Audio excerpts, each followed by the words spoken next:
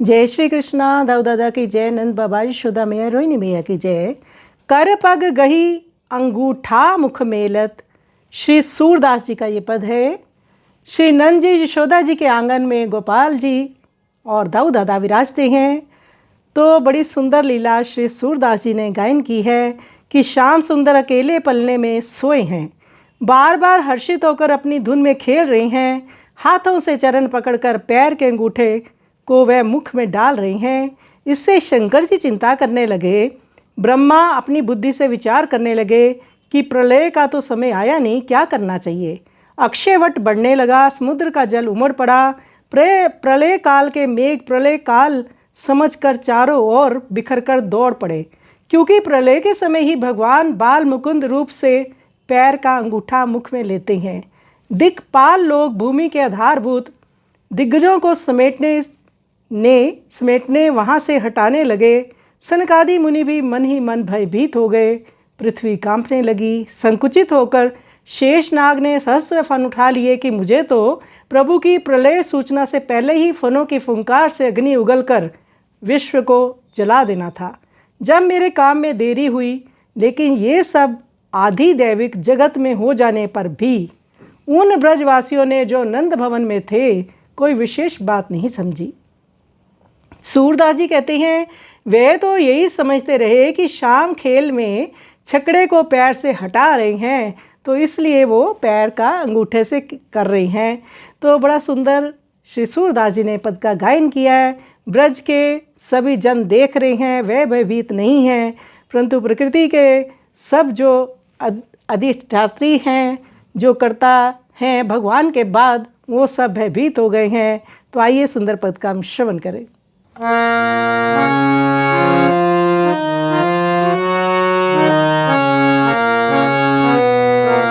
कर पग गही अंगूठा मुख मेलत।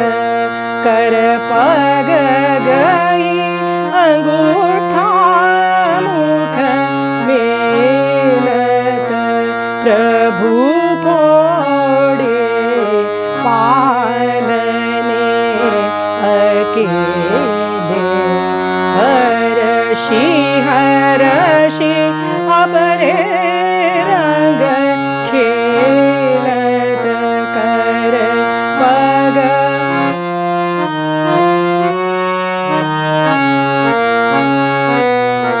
शिव सोचत विधि बुद्धि विचारत।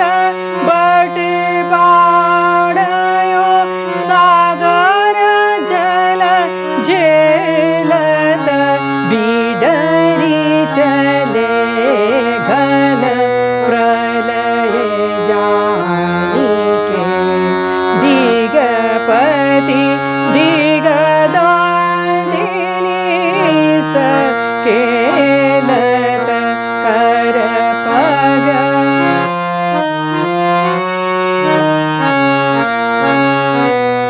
मुनि मन भीत भये भुव कांपित।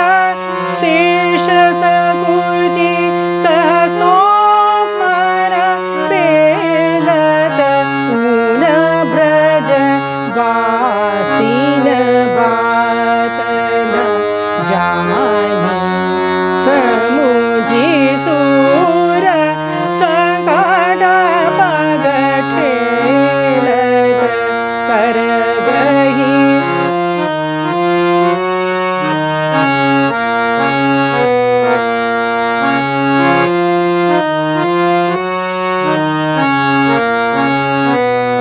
शिव सोचत विधि बुद्धि विचारत। बट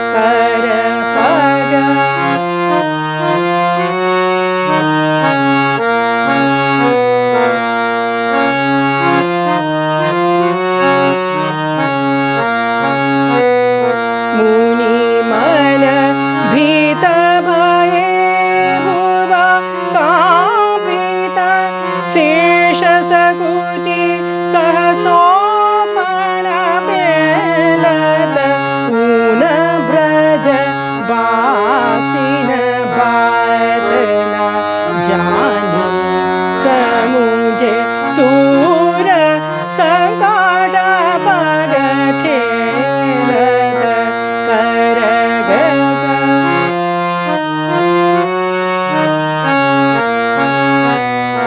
कर पग गई अंगूठा मुख मेलत प्रभु मोड़े पालने अकेले हरषि हरषि अपने रंग खेलत कर पग